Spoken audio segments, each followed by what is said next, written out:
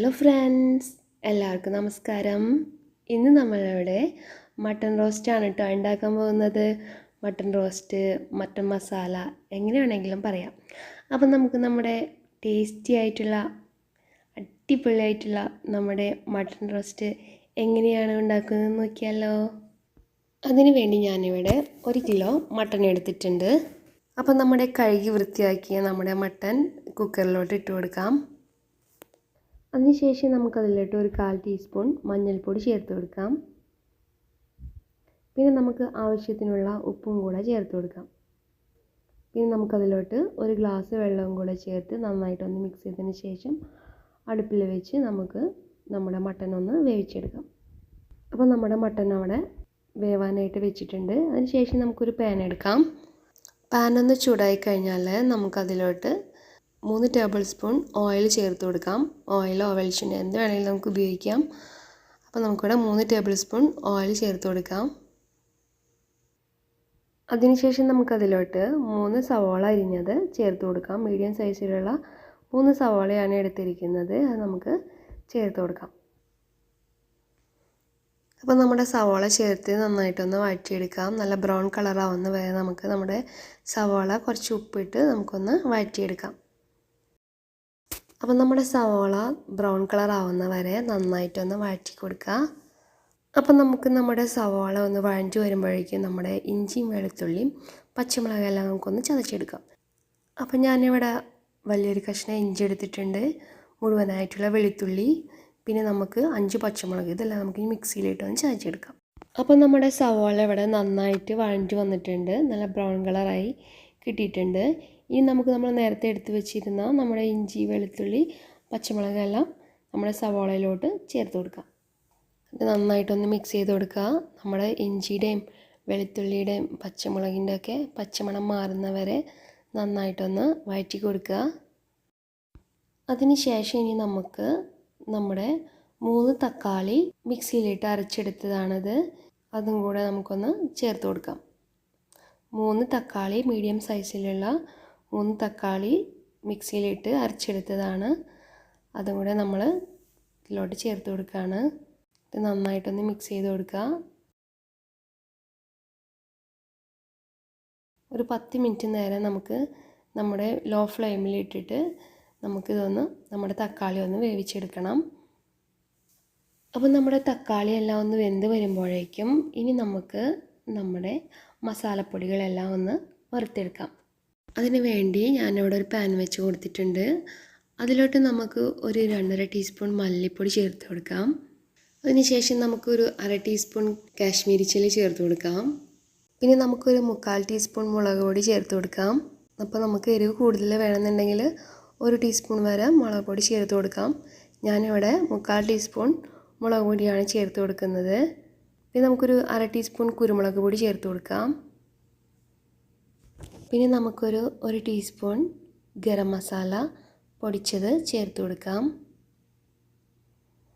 അപ്പം നമ്മുടെ പൊടികളെല്ലാം നമ്മളിവിടെ ചേർത്ത് കൊടുത്തിട്ടുണ്ട്. ഇനി നമുക്കിതൊന്ന് ലോ ഫ്ലെയിമിലിട്ടൊന്ന് വറുത്തെടുക്കാം. അപ്പോൾ നമ്മൾ പൊടികളെല്ലാം ചേർത്ത് കൊടുത്തു. മഞ്ഞൾപ്പൊടി നമുക്ക് ചേർത്ത് കൊടുക്കേണ്ട ആവശ്യമില്ല. നമ്മൾ മട്ടൺ വേവിക്കുമ്പോൾ മഞ്ഞൾപ്പൊടി ചേർത്ത് കൊടുത്തിട്ടുണ്ടായിരുന്നു. അപ്പോൾ ഇനി നമുക്കിപ്പോൾ നമ്മൾ വറുത്തെടുക്കുമ്പോൾ മഞ്ഞൾപ്പൊടിയുടെ ആവശ്യമില്ല കേട്ടോ.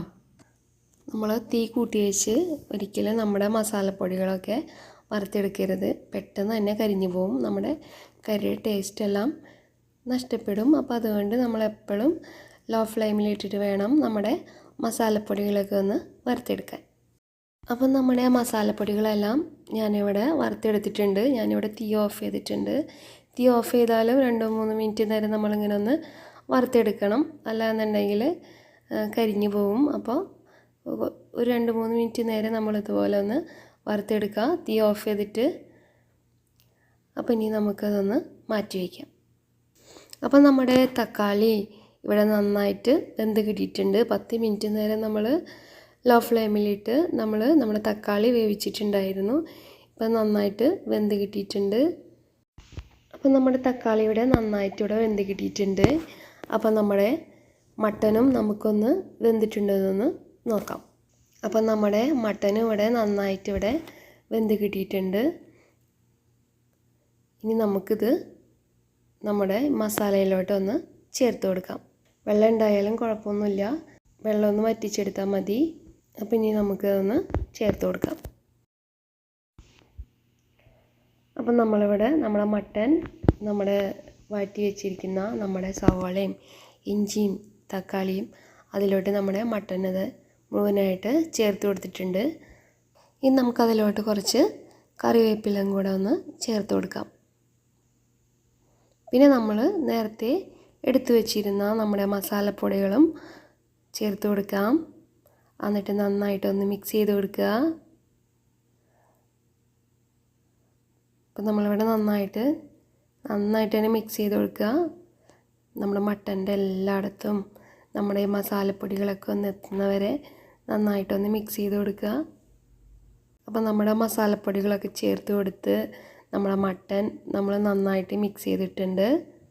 ഇനി നമ്മളിത് മിക്സ് ചെയ്ത് കഴിഞ്ഞതിന് ശേഷം നമുക്കിതൊരു നമ്മുടെ മസാലയൊക്കെ ഒന്നുകൂടെ ഒന്ന് പിടിച്ച് അതിന് വേണ്ടിയിട്ട് നമുക്കൊന്ന് ഒരു 5-10 മിനിറ്റ് നേരം നമുക്കൊന്ന് മൂടി വയ്ക്കാം.